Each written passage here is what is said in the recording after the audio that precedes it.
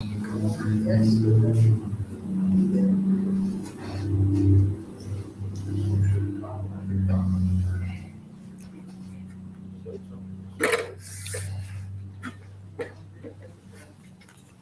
back in Jude.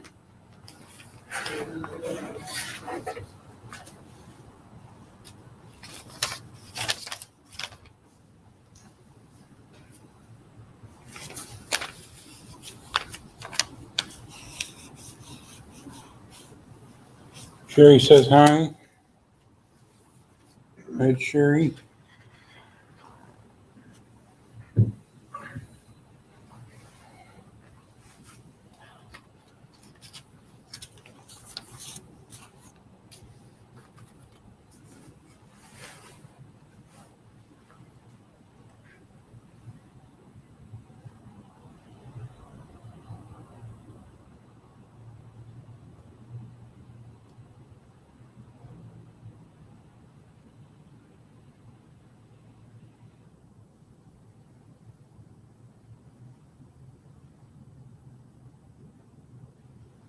Give it about 15 more seconds, a minute and a half.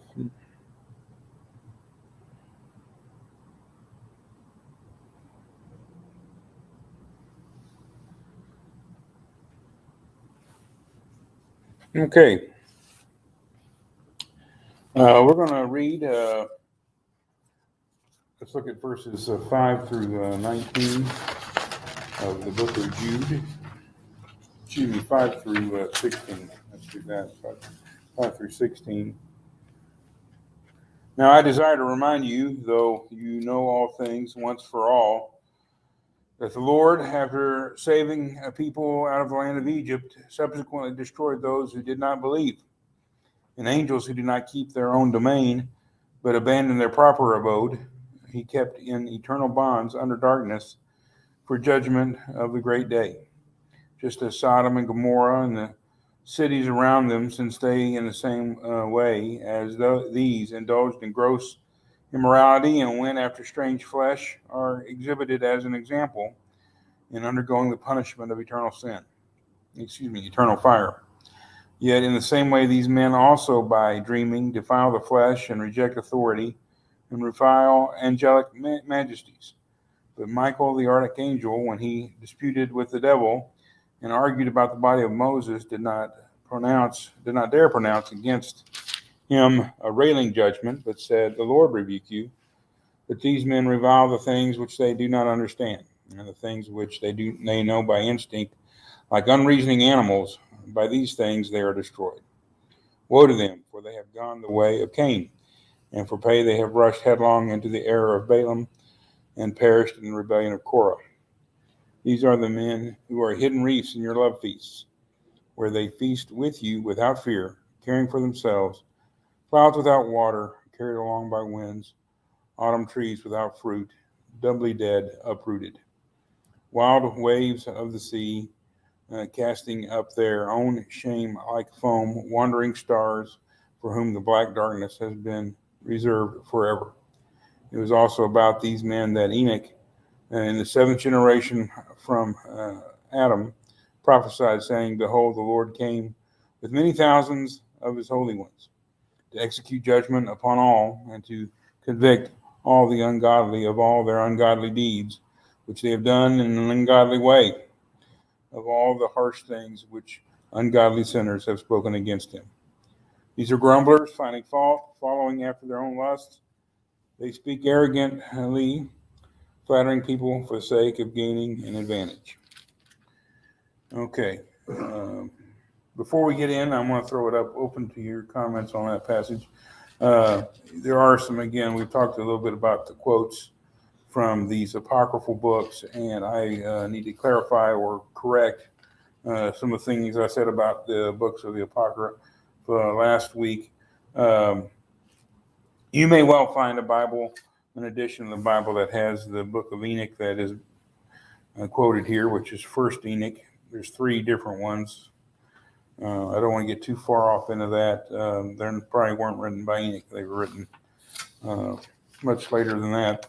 And then the Assumption of Moses. You may find Bible with those things. But the normal books of the Apocrypha, like you find in some editions of the King James or the Catholic Bibles, will not have these two apocryphal books. I have other apocryphal books.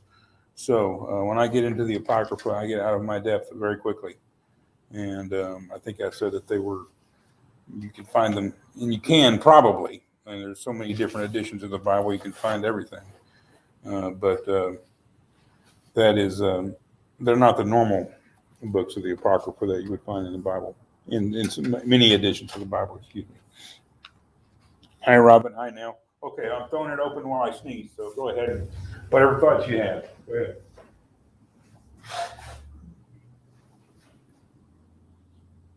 Or are you just waiting on me to sneeze?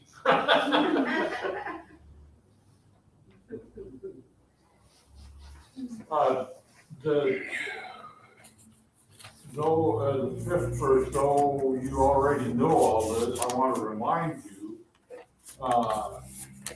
and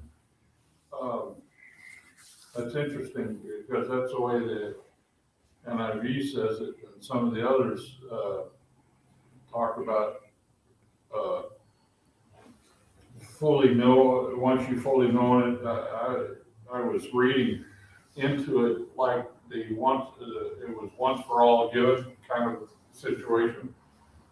But in any event, he says I shouldn't have to be telling you this again, basically.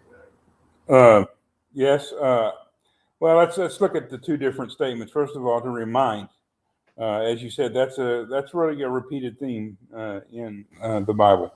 There was when we were at Aberdeen, the bulletin had a title there called "The Reminder." I'm not sure if the guy who published it at the time came up with that, or if he inherited that. I should have asked him sometime. Judith Perkins says, "Work tech." Okay, well, hi Judith. Hi Dar and Nell and Robin and Cherry. If I missed any of you, hello. I think Judith may be somebody I don't know yet for sure. Anyway, there is this need. I mean, there are the teachings of the Bible, and as we learn them and we accept them, and then as we go through our life, much of what we do is being reminded of what we've already been taught, rather than going into brand new territory or brand new ground, breaking brand new ground. And that is a theme, particularly in 2 Peter, which Jude parallels to a large extent, or it parallels Jude, however you want to look at it. And it is a valid point. And then PD's other statement about knowing all these things once for all, that is evidently a really tricky point of translation. This verse is difficult because of some variations in the manuscripts that they translate from. So it's a little bit perhaps tricky to know exactly precisely what was written or intended to be written. And probably it's best to know that they, instead of saying once for all, like we taught you one time and you should never forget and we should never have to remind you, but he's saying, I'm reminding you of something you all knew at one point. It was known by all at a time. Now, that's a slightly different point than maybe the English text makes here. When we say once for all, it sounds like one and done, like you got it, and that's not really the case. I was making connection where it was talking about the gospel given once for all time, and that's not the context that we're talking about here. It's like what you're saying. Anyway.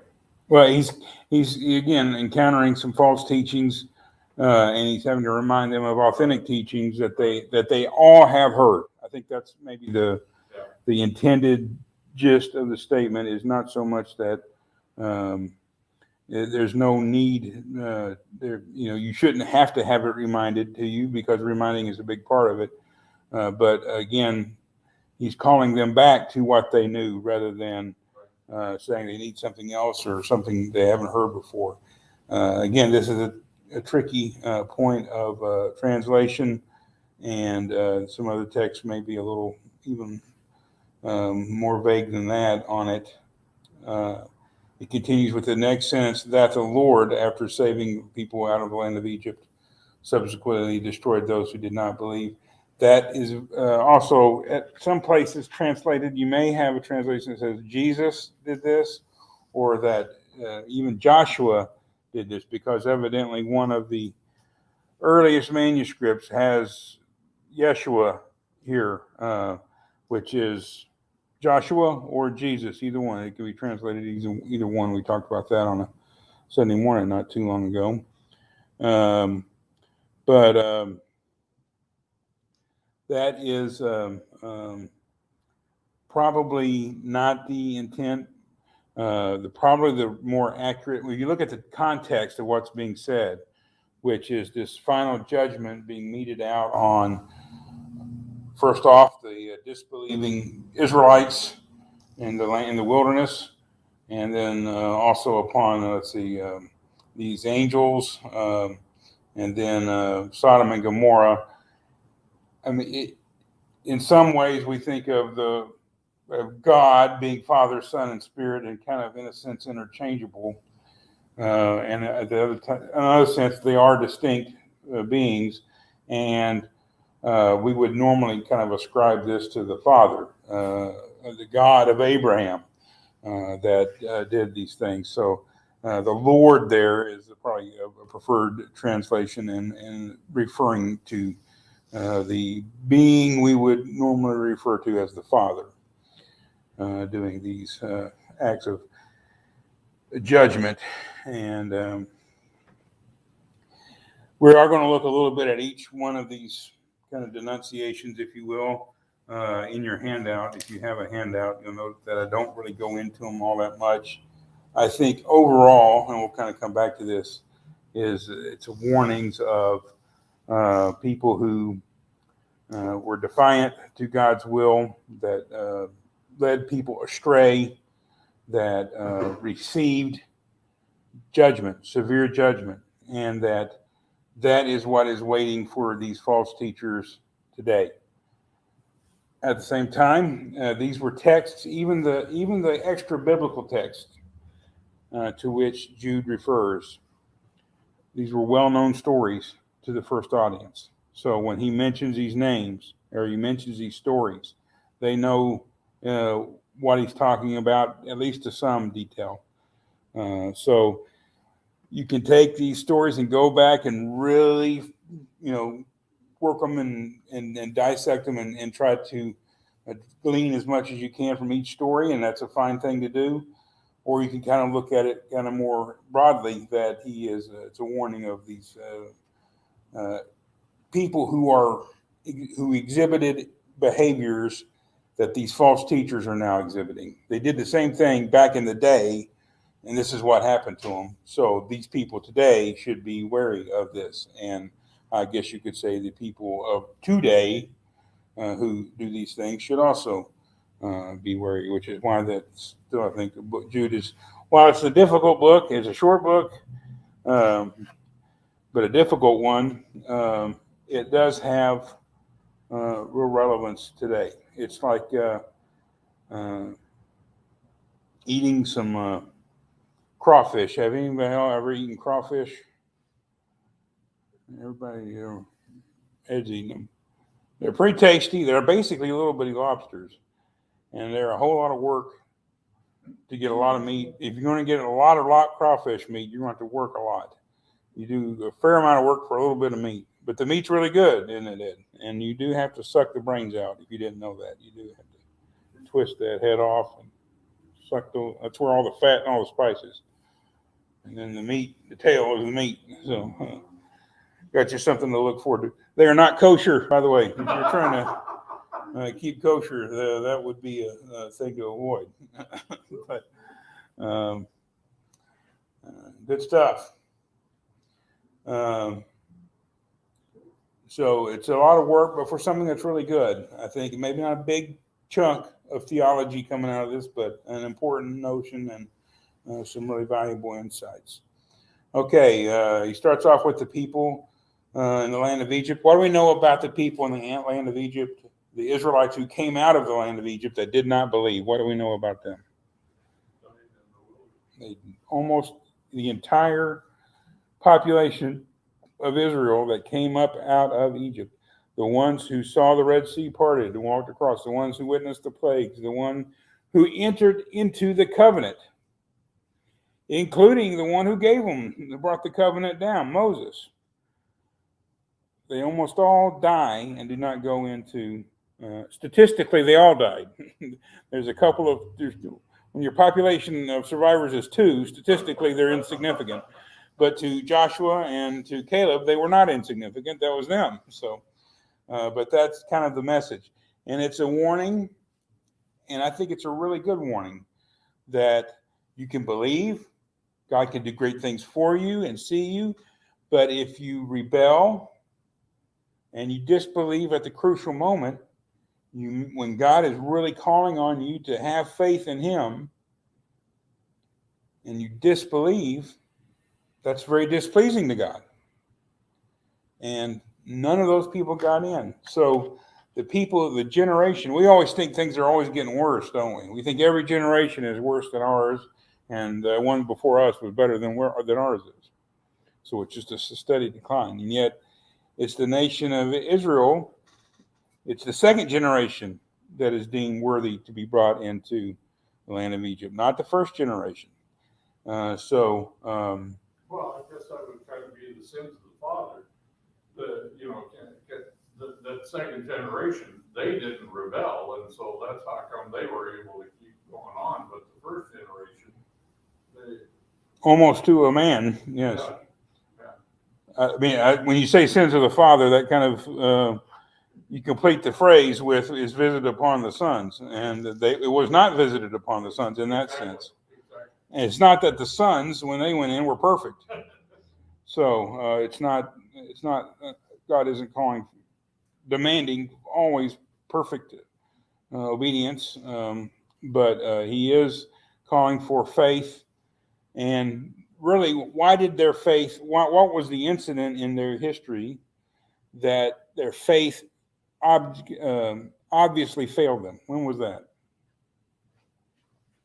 Their time in the wilderness wanderings. I know you didn't study for this. Well, that was grumbling, complaining. But I'm thinking more of when they decided they were going to go and attack on their own. Okay, well, Like maybe another act of disobedience there. But I'm thinking of when they sent the spies into the land, in which Joshua and Caleb were 2. The other spies say, "We have no chance. We're just some little podunk country here. We're midgets. We're grasshoppers in the sight of all these giants in here, and we can't go." But Joshua and Caleb say, "God can give us this victory today, and it'll be a great victory for God." They listen to the other spies and not Joshua and Caleb. They don't believe that God will keep His promise. They've forgotten that He's already brought them out of the greatest empire the world had ever seen at that point, defeated the most powerful military the world had ever seen at that point. And we should have just left us in Egypt. Can we go back to Egypt? Can we just die there? They are concerned, among other things, that the Canaanites will plunder their family, not just kill the men, but then take the wives and children or whatever into their own. And I guess the Egyptians weren't prone to that, at least not with the Hebrews. They lived very distinctly. We've talked about that. They lived very distinctly in the land of Egypt. So they were fearful. They doubted God at the crucial moment, and they did not, as a result, receive the reward, the promised inheritance. They didn't. The kids did, but they didn't. But something you forget that they got to the promised land early on in the journey, and it was because of their disbelief that they had to keep wandering in the wilderness instead of being able to go. There's a lot of, I think, just kind of playful religious humor and things about Moses leading Israel in the wilderness for 40 years, like he didn't know where he was going. He got lost or whatever. And that's not the story. I mean, it's kind of funny, but it's not the story. The story of Moses took them right there. And they said, no, we're not going in, and we can't do it. We don't believe it's going to happen. So then they have to go.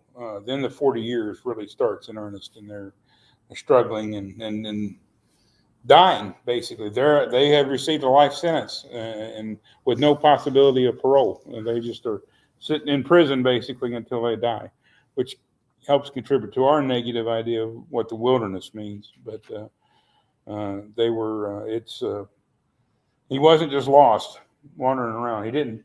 I don't think he had GPS, but he is better off than that. So, okay. How about the next one? That's a little even more mysterioso. Angels who did not keep their own domain, but abandoned their proper abode, he kept in eternal bonds, and their darkness for judgment of the great day.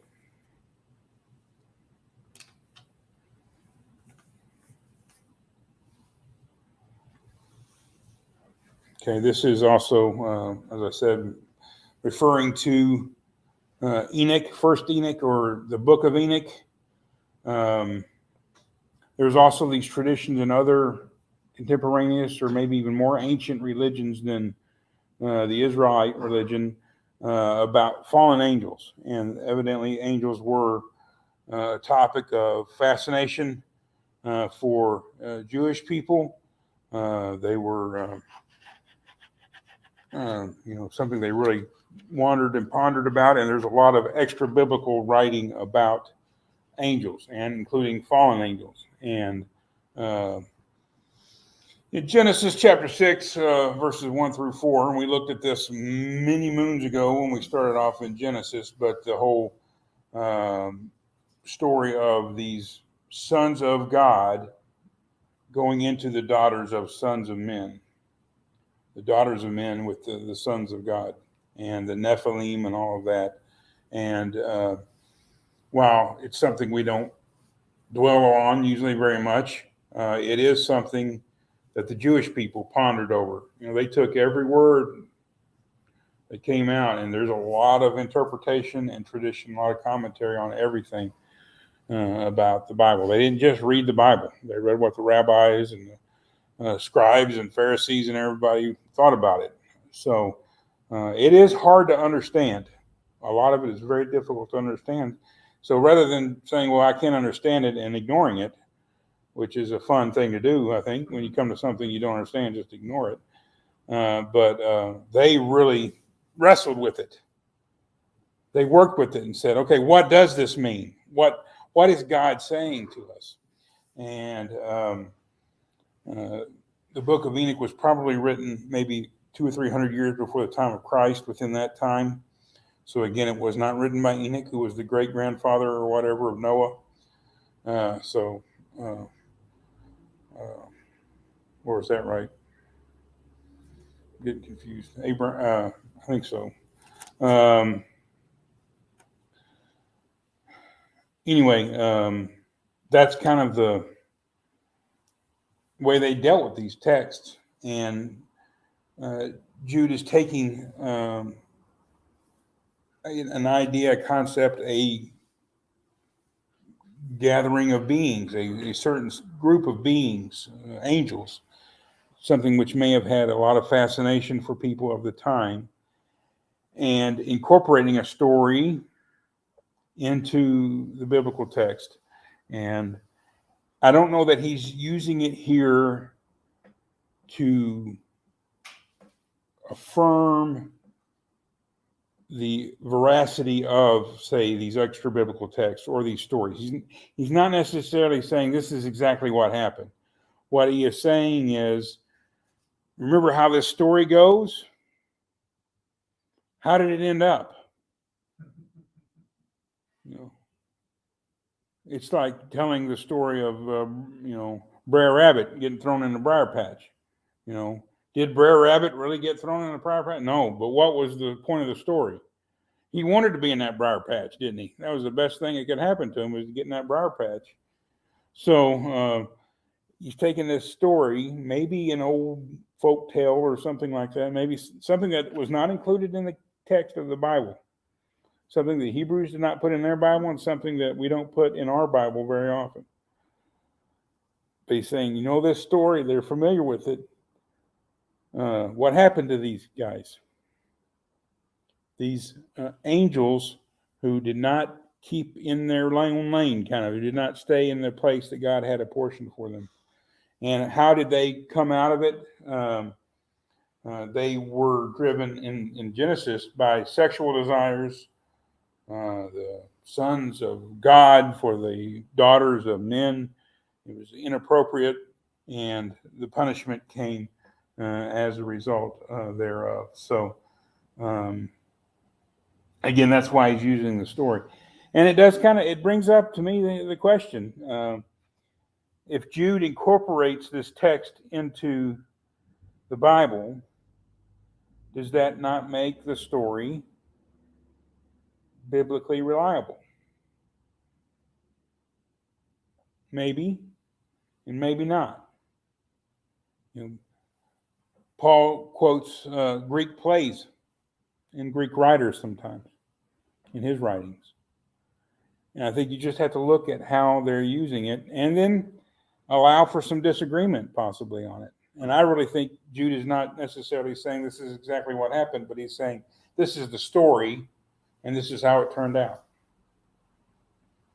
So he's giving a warning to those who would be false teachers and those who are being led astray by the false teachers. Okay, finally, these first three warnings. Just as Sodom and Gomorrah and the cities around them, since they in the same way are indulged in gross immorality, went after strange flesh, are exhibited as an example in undergoing the punishment of eternal fire. What do we think about that?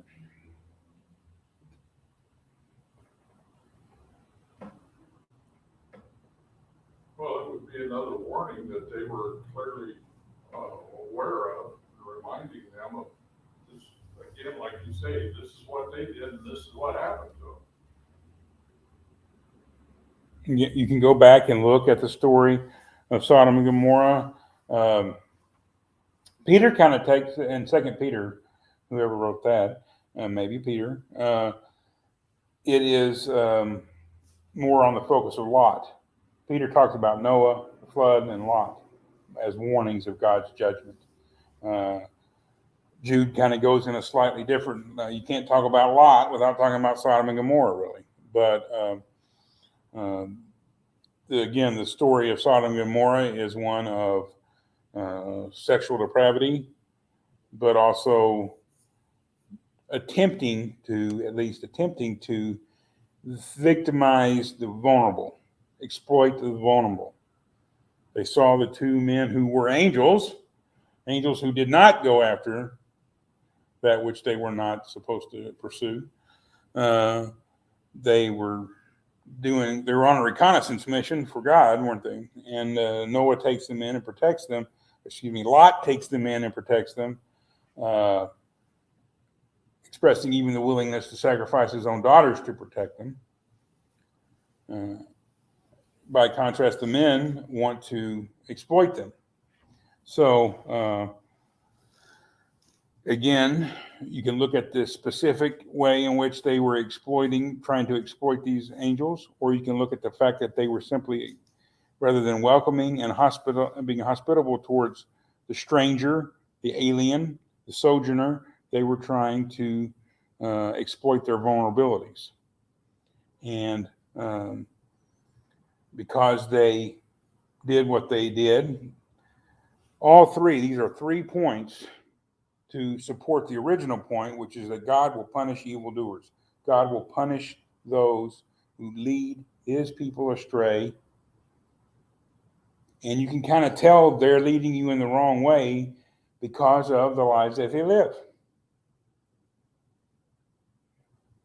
Because they don't really believe.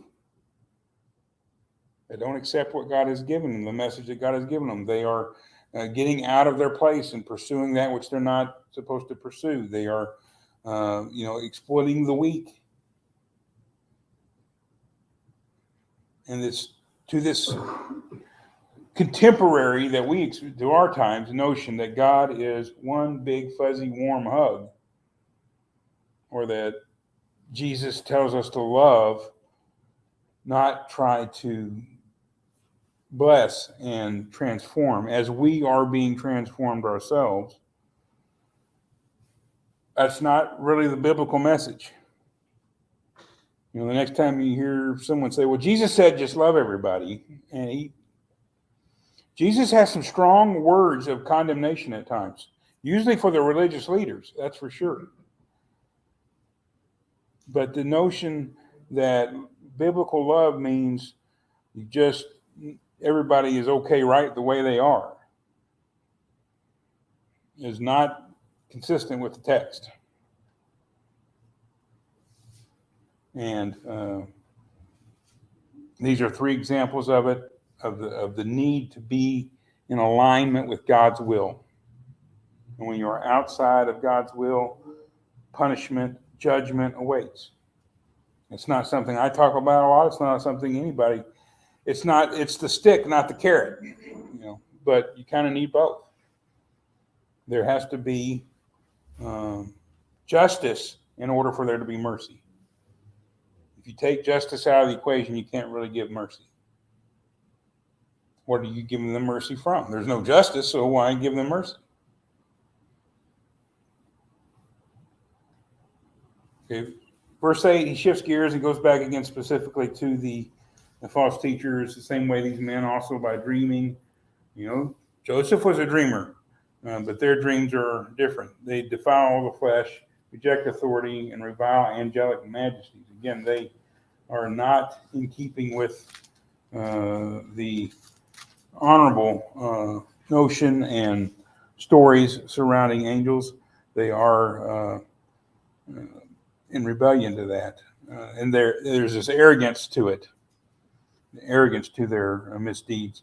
Verse 9 talks about, this is from supposedly the Assumption of Moses, another book that is not in the Bible.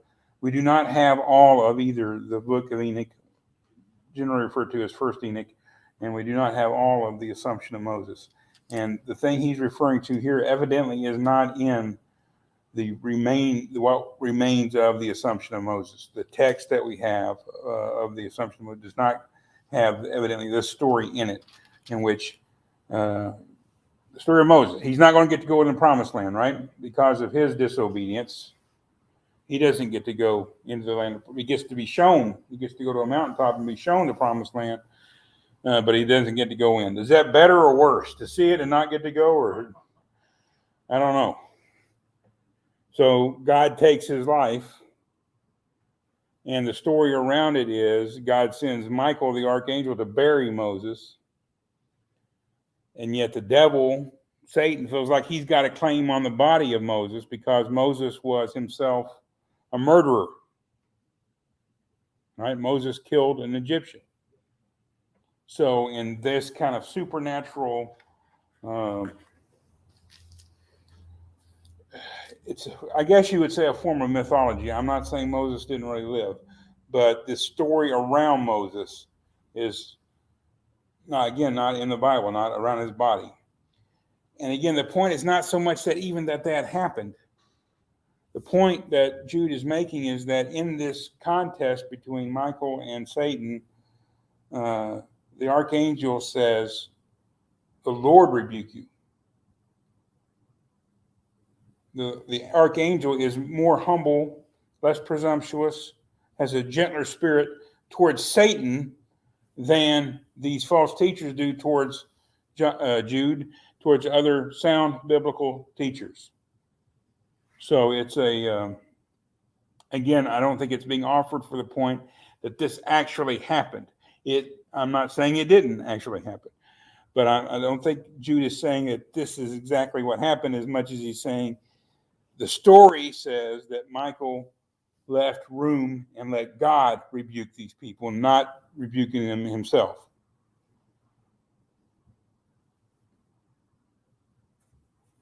So I'm not saying it did happen or it didn't happen. He was talking about love a while ago, and we do have scripture that tells us that love doesn't mean letting them get by with everything. In 2 Thessalonians, where they're having to rebuke a brother, yet do not regard him as an enemy, admonish him as a brother.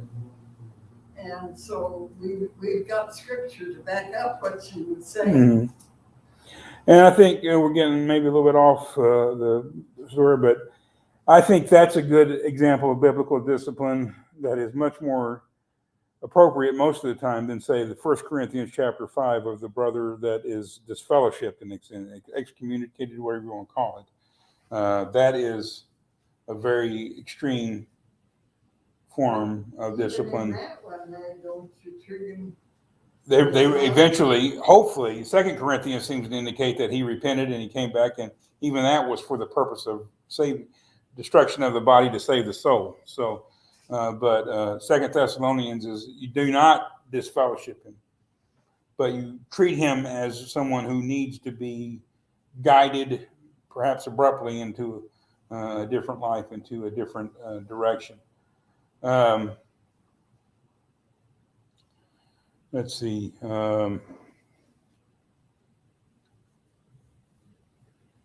Quickly.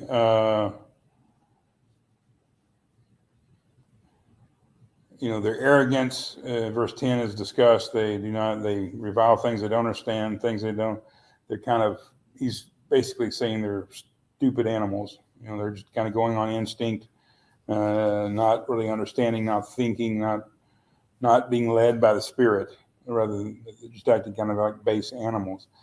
And then he uses three more biblical examples of a destructive behavior that is punished by God, and that is Cain, Balaam, and Korah. Cain, the story, of course, Cain is the first murderer, murders Abel. And you find that in Genesis chapter 4. And he, too, is punished. And we talked about that at the time. And then Balaam is a different story, and we find his story in the book of Numbers. He comes and goes, but in Numbers chapter 31, verse 16, it is said he leads certainly some Israelites into idolatry. And so that may be some of what's going on. And this false teaching is allowing people to embrace idolatry, probably more likely allowing them to participate, even if they don't believe in the idols, because of the social world that they're in. In an idolatrous pagan culture, you're trying to do business or whatever, get ahead in life in this culture. It can be helpful to participate in that culture to some extent. And then Korah, chapter 16 of Numbers, he leads a rebellion against Moses. Him and his company or whatever, all get swallowed up by the earth. So it's about rebellion, about leading people astray. It's about hatred, in Cain's case, hatred for someone who did right, resentment towards someone who did well when you did not do well. And these stories come up again to show that God will judge them and God will punish them. They are, verse 12, they are hidden reefs in your love feasts. So they're in your midst, but they're dangerous. They're not going to build up. They're going to tear down. They're going to destroy. They're hidden. But I think what Jude is trying to do is show how they can be discerned. And I'm going to leave us with this. It kind of ties back to me to some extent to the parable of the tares in the kingdom, the tares in the wheat, where you have God planting a good crop, planting wheat and growing wheat, and then the enemy coming in and putting tares, which is an undesirable plant, a weed, more than that, in the crop as well. And there's this desire to uproot the tares, get them out of the kingdom. But the response in Jesus' parable is harvest. Wait until the harvest time. And at the harvest time, the people the Lord sends will separate the wheat from the tares. So I think it's a warning to us, but also a call for us. Yes, there are hidden reefs that can sink our ship in the middle of our love feast. And yes, there are tares in the wheat. But that's the nature of the kingdom on earth. That's the nature of the church. It's not really our calling to uproot every wrongdoer, every wrong teacher. And the truth is, sometimes I think we're all wheat, and then sometimes we can be a terror too, or at least a holy terror sometimes. So, we have times we're good and times we're bad. And God can turn terror into wheat, and the world can turn wheat into terror. So there's a time and a place and a call for work, for God's people to work, and then there's time to let God do what God is going to do, what only God can do. And that's the point about the parable, is that really only God can do this. And he will do it. To trust God that he will do it. But be on your guard while you're in the kingdom. It would be great to come to church and totally let your defenses down. Just be totally open and honest and be vulnerable. Allow yourself to be totally vulnerable for a time. And you can't really do that. There are dangers. Within any gathering of human beings, there are dangers. And it's sad, it's unfortunate, but it's the way it is. And it's the way it's always been. And until Jesus comes back, it's going to be the way it's always going to be. So we do have to be shrewd. We do have to be wise. We do have to be careful. And don't come in here with a t-shirt with your name, date of birth, social security number, credit card numbers, expiration dates, CVV or whatever that. You walk in a t-shirt with all that. You should be able to come in here and do that safely.